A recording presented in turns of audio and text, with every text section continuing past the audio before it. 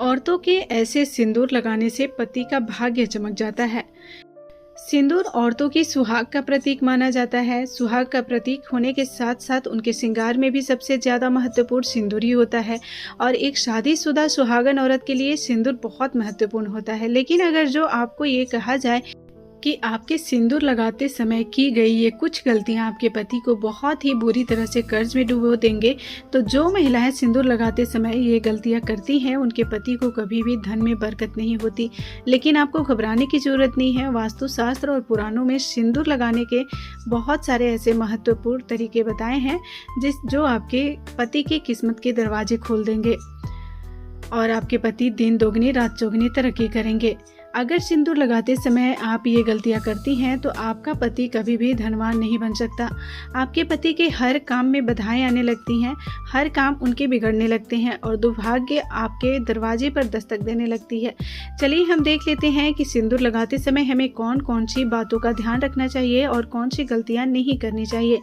हिंदू धर्म में शादीशुदा स्त्री का सब कुछ उसका सिंदूर होता है।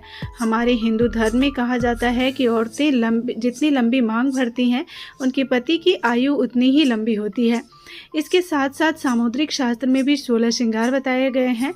इनमें सिंदूर का बहुत महत्व है। नंबर 1, शास्त्र और पुराणों के अनुसार बताया गया है कि जो औरतें सर धोने के तुरंत बाद सिंदूर लगा लेती हैं या फिर बालों को सूखने से पहले गीले बालों में सिंदूर लगा लेती हैं, ऐसे में उनके पति को आर्थिक परेशानियों का सामना करना पड़ता है और धीरे धीरे कर्ज में डूबने लगते हैं उनके पति।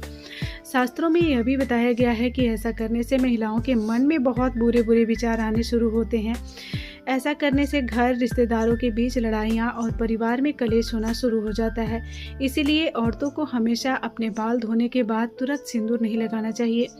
नंबर 2, वास्तुशास्त्र और पौराणिक कथाओं के अनुसार बताया गया है कि सिंदूर लगाने के समय हमें किन बातों का ध्यान अवश्य रखना चाहिए। स्वास्थ्य के अनुसार औरतों को हमेशा नाक की सीधी में लंबा सिंदूर लगाना चाहिए। जितना लंबा आप सिंदूर लगाएंगे उतना ही लंबी आपके पति की उम्र होती है और आपके पति के तरक्की के सभी रास्ते खुल जाते हैं। आपके पति के दिन दोगुनी रात चौगुनी तरक्की करने लगते हैं और कारोबार और व्यापार में मुनाफा होने लगता है।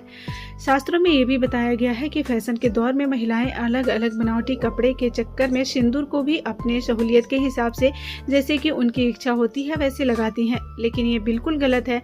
सिंगल सिंदूर लगाने समय महिलाओं को यह बात अवश्य ध्यान रखना चाहिए कि सिंदूर हमेशा ना कि सीधाई में लगाएं, टेढ़ी मेढ़ी मांग में निकालकर सिंदूर कभी न लगाएं।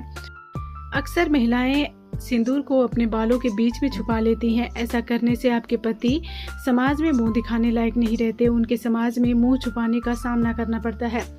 नंबर 4, वास्तुशास्त्र के अनुसार माना जाता है कि अपने सिंदूर को किसी भी औरत के साथ नहीं बांटना चाहिए और ना ही किसी को देना चाहिए।